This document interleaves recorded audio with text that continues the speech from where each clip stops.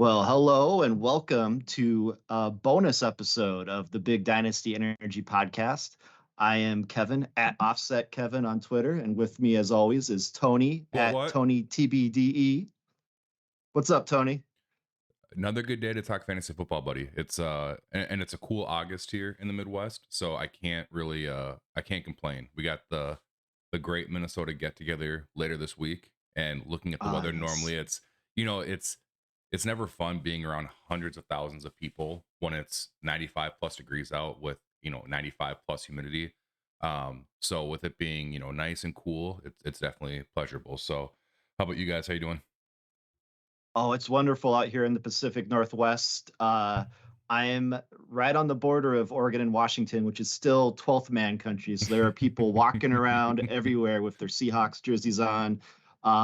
We got a little bit of forest fire smoke settling into my area too. So there's just a nice smell of almost smells like barbecue when you walk outside and low visibility. It's very nice. Um, and yeah, this episode, a little bit of a change of pace from the other episodes where we're talking about players we like, players we don't like, projections. There's a lot of that out on the internet. Hmm. I browse around on Twitter. I see a Whole lot of lot of experts. projections. Yeah, everyone's got an opinion. Uh, and I've heard people say, don't listen to some douche on the internet. It's just a random voice out there. But so basically everyone's got to pick who they trust the most for their numbers and their rankings and take or even do it themselves and go to the draft. I wanted to do a podcast that's teaches you how to weed through all that information and try to put it into an actual strategy that'll win you in your drafts. How do you wade through all this information and form a draft strategy that's going to win? What do you think, Tony? Yeah, I mean, I think you hit it on the head. There's a lot of information out there, and there's a bunch of different ways to take raw data and thoughts of experts and Twitter trolls and all that stuff. There's a million different ways to take information and to actually putting it into something meaningful. Whether you're an analytics person, I know you're a big spreadsheet guy. I am too. But there's also a lot of just football people who do watch storylines. When I look at my rankings, which we'll get into in the different different scenarios, it's not always about the numbers. Sometimes fantasy football is about gut feel, right? It's more about what you see and how you think something's going to happen versus always looking at numbers. And so I'm excited to jump into this episode and for us to kind of talk through the difference of times to use analytics and raw data versus times to look at storylines. Especially this time of year. We're in the midst of the final week of preseason. This is kind of where you start cross-referencing that data of this is what I expect for these guys versus this is what I'm seeing from these guys, and then making those decisions once you get to your draft. So yeah, I know we got a couple different scenarios. I think we're talking snake drafts, we're talking auctions, we're talking dynasty, startups. That is, if you're kicking off a dynasty league, this is our thought process of all that. So yeah, Kevin, I'm excited to get into this, and I'll go ahead and throw it back to you. 'Cause I think we're going to start with snake drafts, right? Or are we talking about no Yeah, rankings? yeah. Let's cover it all. But yeah, let's Yeah. cover all the different kinds of drafts. Yeah, I listen. I'm an engineer, and I've made a career out of making people think I'm smarter than I really am by having fancy looking spreadsheets. You throw a fancy looking spreadsheet in front of a boss, and it's like, oh wow, this guy must be smart, even though the data in there might not mean jack. So, um, I I do everything in Excel.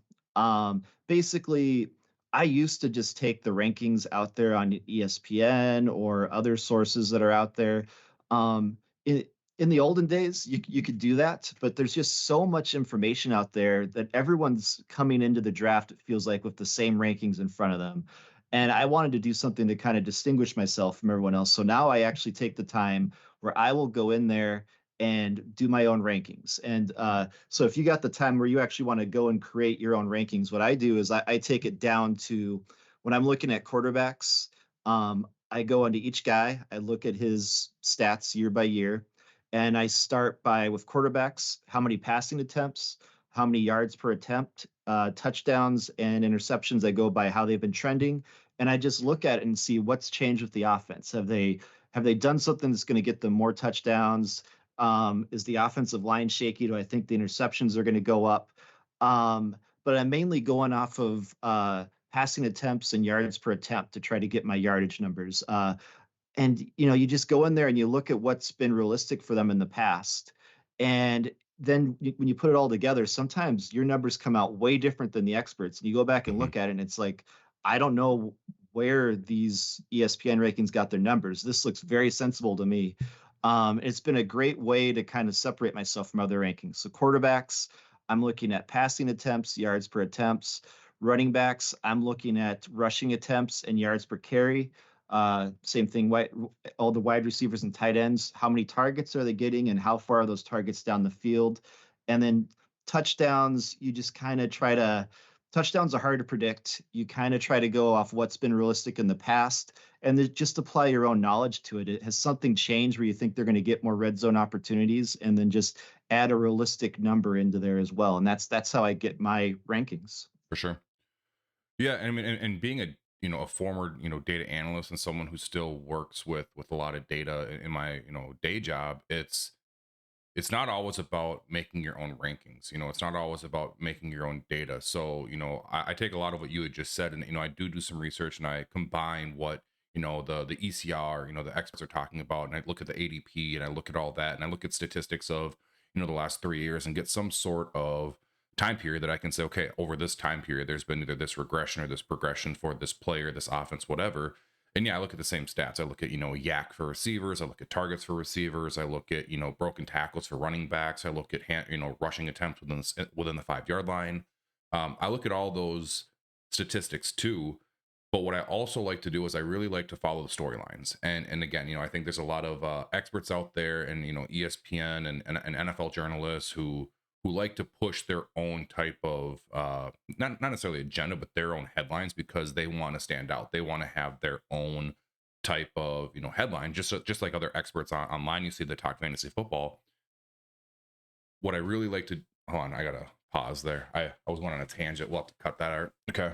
Um, so what I like to do then is I like to take what those headlines are from these, quote unquote experts, and see how they compare to mine, and see, when I do see a ranking of Derrick Henry's a great example, right? For Dynasty this year. All the experts are like he could be a top 3 guy, but we're projecting him like a bottom 10 guy.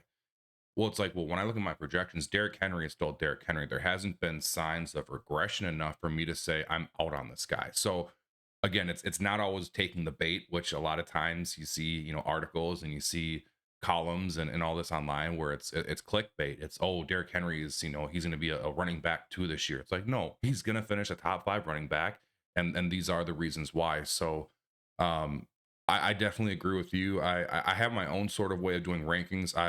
When I'm doing my rankings, I definitely use less data than you do. I'm very more flexible with my rankings. My rankings will change very quickly, whether it's an injury or a signing, and it's less statistics based, and it's more so just based on the situation. So a lot of it's gut feel for me. Yeah, I guess the one other thing I didn't add about how I do my rankings is I put it all together, I rank them, and then I compare them to how it looks to some of the experts. And see if there's some really big outliers that I put where then I'll go and research and say, am I really willing to, die on this sledge, or am I being ridiculous? If I'm going to put my name out there and say this guy is the top guy, am I willing to argue with the internet trolls about that, or am I being a little bit ridiculous and I need to tone it down on them? Right. So there's a little bit of a sanity check at the end just to make sure that I didn't go off the rails on a couple guys. 100%. But that's a thing though too, is throwing that dart at the board and hoping that you're right. I mean, that's part of being, a quote unquote expert. Is no expert is going to be right 100% of the time, and neither are you when you make your projections. When you go into a draft and you say, okay, I need to make sure that all of these players hit to win a championship this year, that's not true.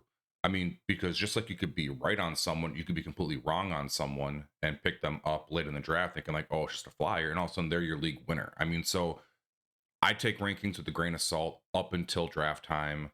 I do think that there is a lot of use cases for using rankings directly with the draft, and there are different situations when you look at snake versus auction, which we'll talk about here in a little bit, on how rankings do differ when you look at ADP versus auction values. So yeah, I'm ready to jump into this, Kevin.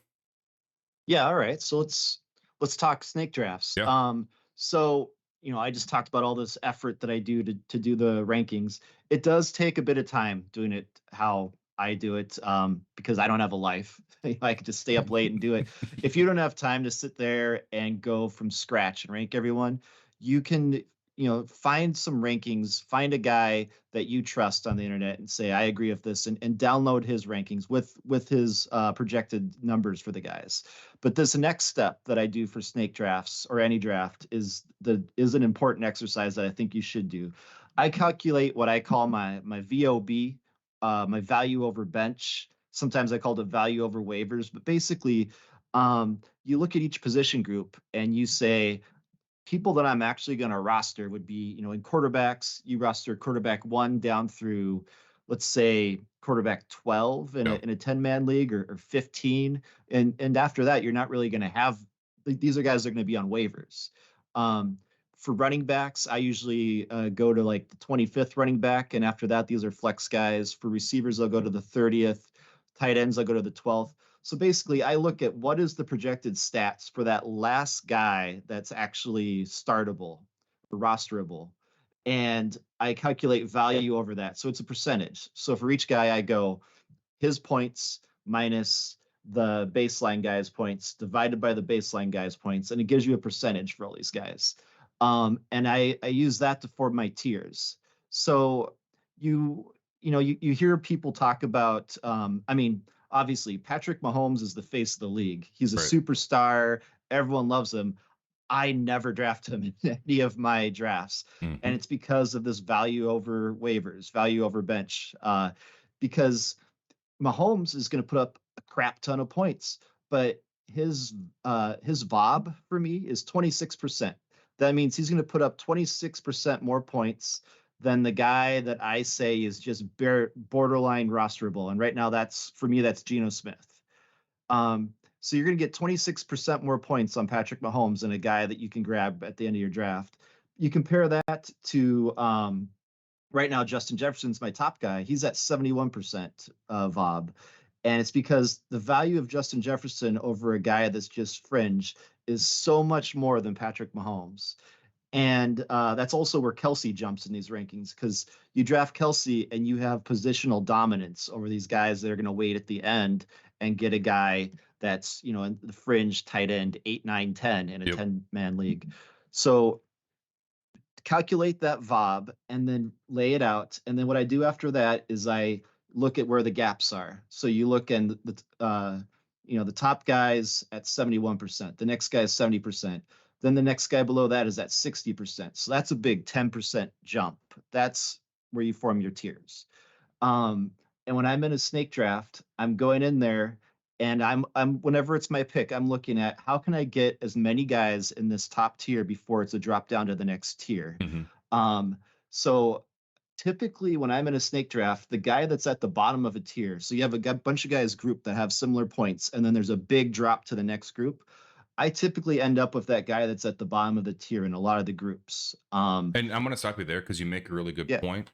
It's not always about finding the best player that you can get at a position. It's finding the best value at the position within a specific tier. Having that band of, player 1A, 1B, and 1C. If you're looking, like running backs, for example, you have Christian McCaffrey, you have Austin Eckler, and we'll throw Bijan Robinson in there. You're gonna have to pay so much more for a guy like Christian McCaffrey, to where the vibe is only 2-3% different between Christian McCaffrey and Bijan Robinson. That could be the difference of 8-9 picks, and those 8-9 picks makes up those points versus you reaching for a guy that you don't necessarily need to. So that's a point I wanted to make early on before we got too far into it. Was it's not always about worrying about getting the best player at every position. It's about finding the best player that has the best value at every position. Those are two completely different things. yeah, my drafting strategy is highly dependent on seeing where those big gaps are and grabbing as many guys you can in a position group before the gap. So that might mean you're getting a bunch of receivers, but if you see that a gap's approaching, you want to get all those guys before the gap drop is. And Hmm. maybe one position group has a lot more guys before the gap than another one. For instance, I'm just looking at my rankings right now, and I have a giant drop off at running back, basically, where, so let's see here, we're looking at about the RB 15. So you got guys in my rankings, I got guys like Ramondre Stevenson and Aaron Jones there. And then after them, there's a giant drop down to Damian Pierce and DeAndre Swift. And so basically I'm saying, all right, I want to get as many running backs as I can between that, Before that Damian between Pierce drop off. yeah, Yep, from CMC down to Aaron Jones before we get to Damian Pierce. Versus on receivers, it's a much more smooth amount of points. The drop off on receivers happens much later, so I'm more comfortable waiting on some of these receivers because I see that there's not as huge of a gap in that area. for sure. Yeah, and when it comes to snakes, I have a very similar approach. I'll do my rankings. I band my guys between a one tier, a two tier, three tier, four tier. Normally for running backs, I have about five tiers. Receivers, I normally have 8 or 9 tiers, all the way from must drafts all the way down to potential league winners. Right, those are like the later guys. Michael Thomas, Tyler Lockett, guys who could be consistent, could get you a lot of points, but there's a lot of ifs, right? There's a lot of tangibles, with new rookies coming in, aging players. There's a lot of question marks, but those are still those bands that I look at. Um, and yet you got to look at that drop off, because if I can say, and if I can look at the first 2 rounds, and again, this is where situational drafting comes into play. And you hear people talk about, oh well, the zero running back strategy works best, or the zero wide receiver draft works best. It when you're doing a snake draft, those strategies will differ depending on where your first pick is and where your second pick is. Because if you have the pick 101 or 102, you're going wide receiver this year. I mean, especially in PPR formats and even half PPR formats, you're going with Jamar Chase or Justin Jefferson at 1 or 2. Number 3, you could go Tyreek Hill. You could go with one of the top 3 running backs. I mean, there are situations too where I think you could even go Travis Kelsey, just because I kind of put him in. When I do my rankings, I actually have Travis Kelsey as both a wide receiver and a tight end. That's one thing I do too, is when I look at kind of those hybrid players, just like Christian McCaffrey, he kind of falls into my receiver category as well, because he probably catches more balls than he actually rushes. So taking all that data and then trying to chunk it out into smaller data points to where you can look at, okay, I'm at pick 40 in the 4th round, I'm looking at 5 guys versus the entire free agent pool, and I'm looking at what I've already drafted. And if I know that I've got 2 guys within the running back band that I feel comfortable with, or the 2 guys in the wide receiver pool that I feel comfortable with, then I'm going to go the opposite way. I'm going to go find the best guy in the next position before that big drop off. So I think we have a very similar draft style when it comes to snakes. I personally, I try to target the best receiver in the first round. If especially if some of the top running backs have been taken out or have been drafted already within PPR, Christian McCaffrey, Eckler, Bijan, you know, even in a 12, or if you're in a bigger league, a 14 or 16 team league. I mean, there's no reason you shouldn't be leaving the first round with a minimum of a Tyreek Hill or a Amon-Ra St. Brown, or a passing catch running back like Eckler or Christian McCaffrey. So yeah, definitely like the idea of aggregating different positions by rankings and having those drop offs. It definitely makes looking at the player pool much more simplistic. Yeah, the only other thing I'll add there too is I've tried zero running back. There was a year I tried that and my team sucked. It doesn't work. I It I doesn't have work. struggled with it. I bailed myself out that year because that was Alvin Kamara's rookie year, and so I Hmm. picked him off waivers before other people caught on to him, and that salvaged my year. Hmm. But if it wasn't for that, I was going to be a middling bottom team. I go into drafts on Snake. I'm a running back guy. I Yep, me love too. having more than they're like cigarettes in prison. Even if you can't start them, you can always trade them because people always need them. Yes, Um, that's a so weird analogy, but it fits. It fits. yeah, I mean, I'm just speaking from experience, but uh, I try to get out of the 4th round with at least I want 2 running backs, at least 2 running backs and a receiver, ideally 2 and 2. But maybe the tight end got sprinkled in. I'm typically Hmm. not doing a quarterback that early. Um, and just I don't know, when you do your own rankings and you do a bunch of drafts, I find that I'm always higher than certain guys on certain guys than other people, and I'll find that I ended up drafting pretty much the same team. It feels like because I Yeah. got I got my guys where it just feels like they always end up gravitating to me. Last year, it was Jalen Hurts. I had him grouped a little bit higher than everyone else, and I had him. He was right at the bottom of a tier, and that's where I always end up going, is the guy that's right there at the bottom of a tier before a drop off. My rankings did not predict that he was going to be like the QB1 for QB1, a yeah. large part of the year. They predicted him. They just predicted him to be better, Hmm. and so that worked out really well for me.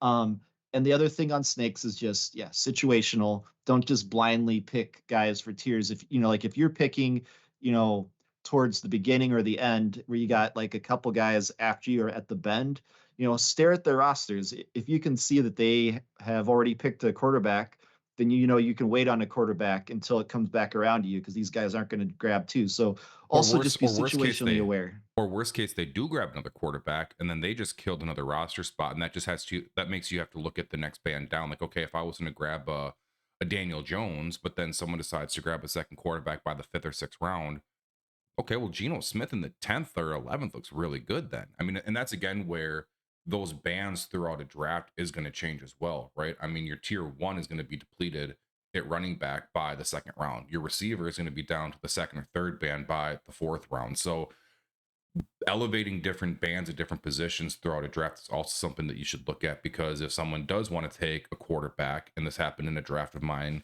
earlier this week, someone took Patrick Mahomes in the first round, and it was head scratching, but at the same time it's like, okay, cool, like I love seeing good quarterbacks get taken way too early, because now I know I can get a guy like Geno Smith or Kirk Cousins or Daniel Jones in the later rounds, and I can continue to fill my roster. I don't have to worry about trying to fill my starting lineup, which again is something I preach, is don't worry about filling your starting lineup completely from start to finish. Don't worry about getting a quarterback, two running backs, two receivers, a tight end, kicker defense if you play kicker defense, and then going to your bench. No, get the guys that are going to be able to fill in for the bye weeks and the injuries, and later in the season when you take a chance in a dart throw that could potentially become a top end wide receiver, a top end running back that no one wanted until the later rounds this year.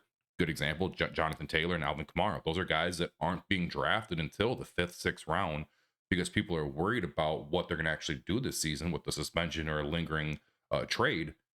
Those are the types of Yeah. players where it's like, if you can fill out your roster versus just your starting lineup, you can take a chance on those guys. And even if they don't, you know, meet or exceed expectations, you at least then have other players that you can plug in that you drafted before prioritizing a quarterback or a defense or a kicker. So I'll just add, we're recording this on Sunday, the 27th. There's a deadline imposed by the Colts on as Tuesday the for a 29th, trade yeah. to happen for Jonathan Taylor. So the position of Jonathan Taylor will drastically be changed come Tuesday if you're drafting after Tuesday. Yes, and make sure to stick around and check us out on Spotify and all social media platforms. Kevin and I will be wrapping up the preseason with our training camp wrap up, preseason wrap up before the regular season kickoff come September 7th. Chiefs, Detroit Lions, September. We are getting close, Kevin. We are getting Oh yeah. very close. The hair on my arms just stood up when I said September 7th and I saw that it was the 27th. So all right, so moving on down that snake drafts, we're moving on now to what's becoming more popular in drafts and a lot of startups and whatnot, but that's auctions. And there's still rankings. There's maybe a little bit different way of ranking, because you're not worrying about, where you pick within a draft, but more so a budget. So Kevin, tell the folks and what your strategy is behind auctions and how it differs from a snake. Okay. Yeah. Moving on to auctions. Uh, I like auctions. Auctions can be a little bit more intimidating for newer players. If you're a league that's struggling to get, the number of people you need in your league to actually have a season, auctions is a little bit more intimidating for a younger, less experienced player to come in. But I like auctions because it's not a random chance about where your position is. Snake, there's a roll of the dice, and that's where you're picking from. Auction, you have a chance of getting anybody that you want. So if you're wrong about a guy, you don't get saved by just not being in position to get him in the snake draft. You own him. Um, it's a very similar approach at the beginning. Instead of the value over bench, what I calculate is I look at where the $1 bid guys start, and I calculate the value over where the $1 starts. So that's my VOB, is how much percent points does this guy have over the guys that you're going to get at the very bottom of the draft for $1 bids. And then I do the same sort of exercise of grouping by tiers. The main differences in snake drafts, I said that, I typically end up with guys at the end of my tiers before the drop off. In an auction, I typically try to get the guys at the top of my tiers. So if you have a group of guys that are all pretty similar in points, probably pretty similar in value, I'm trying to bid for the guy at the top of the tier usually. That's just how it seems to work out. So it's a little bit different what my roster looks like in an auction draft. Um, and then just as far as strategy, when it's my pick in an auction draft, I am bidding on guys that I am down on, that I don't want. My goal is each round, I look at who's the expensive guy that everyone else is higher on than me. I put them out there for bidding because I want all the other league mates to go crazy on these guys, spend all their budget so that there's less people I'm competing against when it comes time for the guys that I actually do want. So Mhm. I'm out there trying to get everyone to spend up all their budget before the guys that I want come up for bid. How about you, 100%. Tony? Yeah, 100%. I try to get guys to draft the guys that I don't want earlier on, just so then I can focus on my budget once, the Patrick Mahomes, the Christian McCaffrey's, Austin Eckler's, Jamar Chase, those guys, once they get off the board, or at least the guys at that caliber, that I'm going to try and go in a different direction. If people are going to be high on, Jamar Chase, well, I'm going to pivot. I'm going to try and go Justin Jefferson or CeeDee Lamb, right?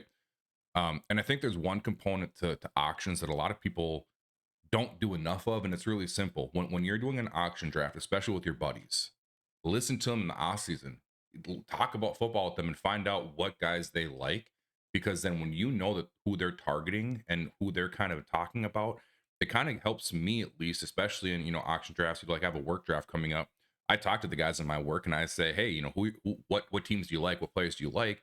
And if I hear, oh, I really like CeeDee Lamb this year, I think he's gonna, put up big numbers in Dallas. Cool. I know this guy is gonna be all on CeeDee Lamb, so I can take the risk of potentially trying to drive up that auction value for him, and then backing off, letting him go for $3 or $4 above auction price or average auction price, and try and get that money back in my pocket. Because the way that I look at it is every dollar that people overspend on a player, again, and I do my own rankings on what I'm willing to spend on a player in an auction draft versus a draft position in a snake draft. If I see a guy take a CeeDee Lamb at $57, but I have him valued at $51, I look at it as I just got $6 back in my pocket when I'm going against this guy when we're going back and forth on a player, because now his max bid just went down by that differential. So listening to the guys in your league, listening to the girls in your league, I mean, it really is just a underutilized thing, and it's just talking and learning and listening to what people are targeting. But yeah, I mean, I think the one thing I do like about auctions, whether you're someone who's been playing fantasy football for 20 years or someone who's starting their first draft this year, is you get to target the players you want, and you can essentially build the team that you want and however you want. Now, there are different strategies to auctions, just like there is in snakes, where if you want the zero running back strategy in snake, there's the all in strategy in auction, where you try and target a top end receiver, running back, and potentially a tight end, or multiple receivers or multiple running backs at that higher value. Or there's more of the balance approach, right, where you try and spend dollars evenly across all starting positions, and then you try and pepper in a couple of value spots in your bench. Me personally, I of a standard bench of 6 players, I try to get my bench where 4 of my bench spots are $1, and that's it. Because then what that does is then I can go all in on my starting lineup, and then one or two guys kind of more at that mid-range tier, kind of that second or third band of players at their respective positions. So yeah, I mean, I try to get as many $1 guys as I can, and I often try to get those guys at the beginning of the draft. I mean, especially if I'm in a league where there's going to be a defense and a kicker, I'm going to try and get a defense or a kicker right away. That way I can say, okay, I already got my dollar pick here. I'm going to maybe try and throw a guy who other people are down on, like Ezekiel Elliott or a Deontay Johnson or a Tyler Lockett. If I can put those guys up earlier on and people are still seeing some big names, and like, oh no, I don't want to, waste money on a guy that I'm going to, I can get later on. Because again, an auction is different. It's not getting a guy later on, it's getting the guys you want now, so that you can go after those big name guys and you can spend more money. So I'm all about discounts. I'm all about getting those guys early on. I think that's probably the one time I do nominate guys that I want, is the guys that I think I can get for $2 or $3 compared to $8 or $9. So Definitely a different strategy, but there's definitely a lot of similarities between Snake and Auction. Yeah, I mean, I've said I'm usually not in on the top flight quarterbacks because of Yep. just their comparative value to everyone else. So typically in I mean, when we did our dynasty auction, I was nominating the quarterbacks because Hmm. I knew there were guys in there that were going to go all in on quarterbacks, and Hmm. they did. They spent really big on Lamar Jackson and Patrick Mahomes. This was coming off of Jackson's MVP year back when we did our auction coming out draft. So and even someone spent crazy amounts on Tom Brady, which he was good, but he wasn't the best quarterback in the league Right. for fantasy. And then I got bargain Josh Allen and Justin Herbert, and I think I paid like $3 for Dak back Hmm. then too. So Yeah, and yeah. that's the difference with Auction versus Snake too. Is in a lot of Snake drafts, or I'm sorry, in a lot of Auction drafts, I'll leave the draft with one tight end and one quarterback, and I'll play the waiver wire game. The waiver wire game, I think, becomes way more effective when you're doing an auction startup than a Snake startup, because you're going again to try and fill your roster with the most value. And you can find value come middle of the season in tight end. You can, if you get a decent quarterback, even in the range of the Dak Prescott down to the Aaron Rodgers range, that like that middle tier back end QB1, high end on QB2, I'm cool with throwing one of those guys all year and hoping that A, they don't get injured, and then B, throwing in a guy like Sam Howell or um, Desmond Ritter come bye week, just have them plug in, but then go back and still have a bench full of guys that I got for a super good discount that are able to plug in when other injuries come up. So Yeah.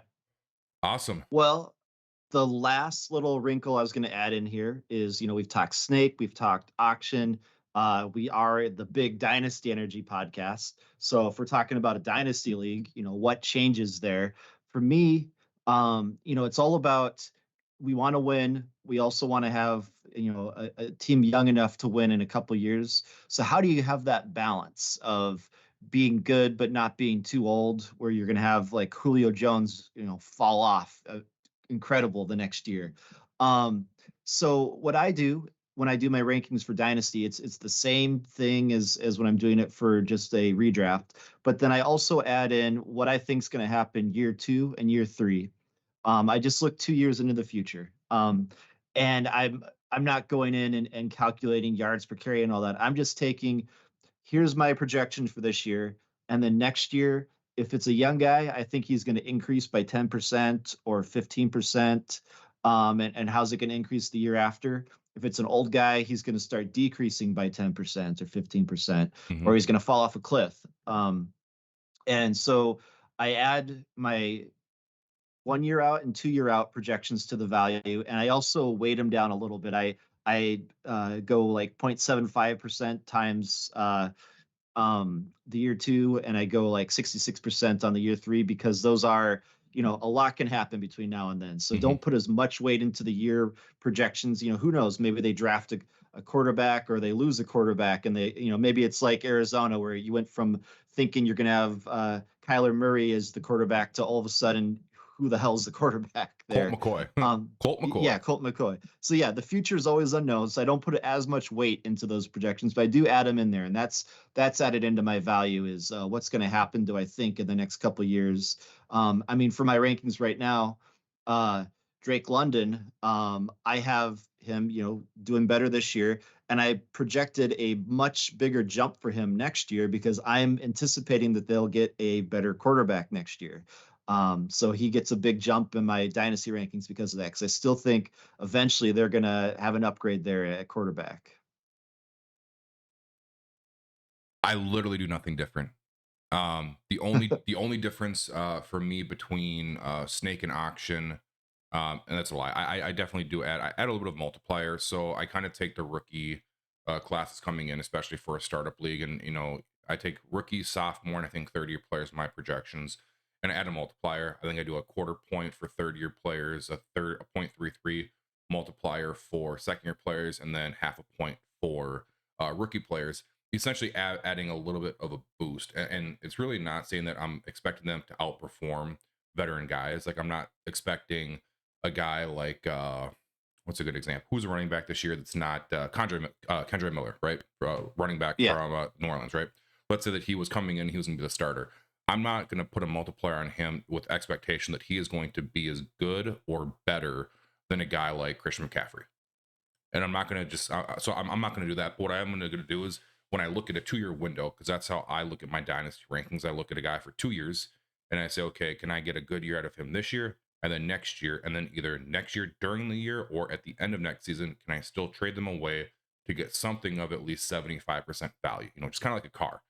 You have a car for 5, 6 years and you get to the point where you're going to trade it in, but you want to trade it in soon enough to where you can get good value for it, but you don't want to turn it in too soon because you really like not having that car payment. So I like to try and keep guys as long as I can, but in Dynasty, I stay very, very strict. I probably trade and cut players more frequently in my house in our house league than any other player because I'm constantly looking at a 2 year window. There are some guys that I have an exception, guys like Derrick Henry, guys that where I'm gonna ride with them till the wheel comes off completely. They're gonna stay high in my rankings. I'm just gonna live or die by them. But when it comes to drafting, I really don't do much different. My player pool just gets a little bit bigger. I do rank guys a little higher when I add that multiplier, just because I do look at age, I do look at longevity, I do look at position. But for me personally, Dynasty, I don't do too much different other than that multiplier. Just to highlight our difference there, if you look at Keandre Miller, Yep. I'm looking at my numbers for him right now. It's a very cloudy, muddled backfield right now. Yep. It feels like Kamara is on the way out, but we don't know. They just signed Jamal Williams.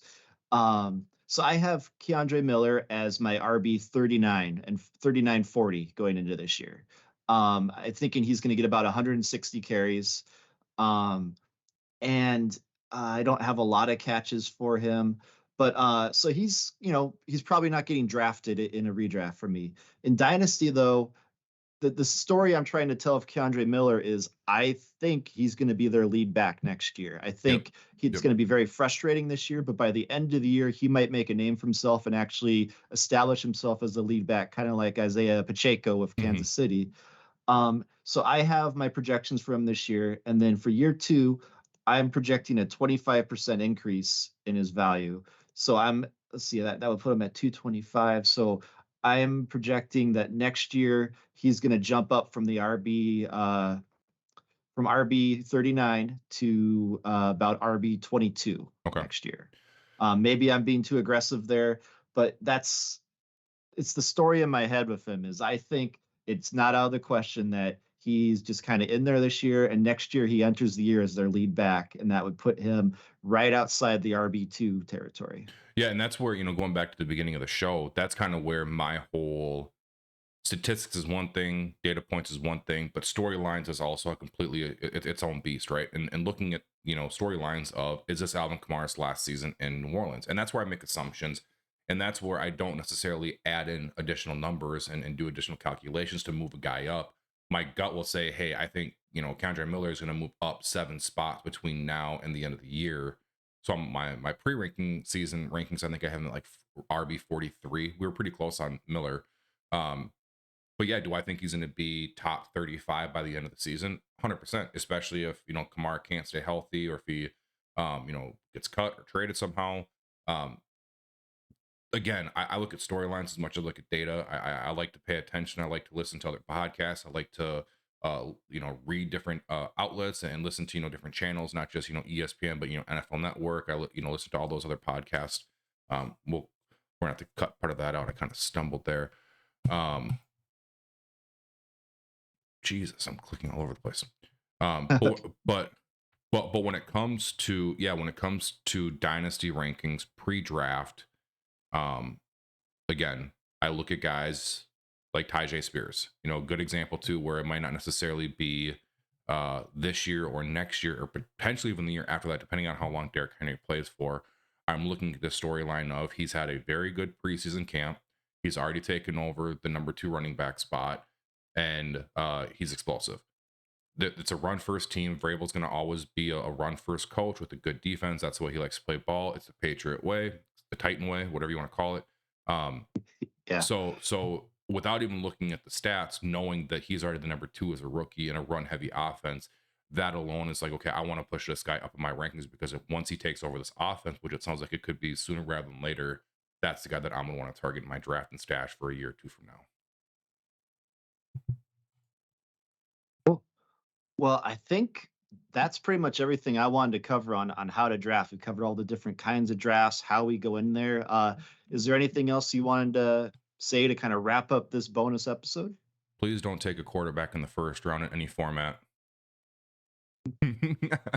Especially, I mean, if you're taking a quarterback in an auction, cool, I get it. You got a guy you want to target.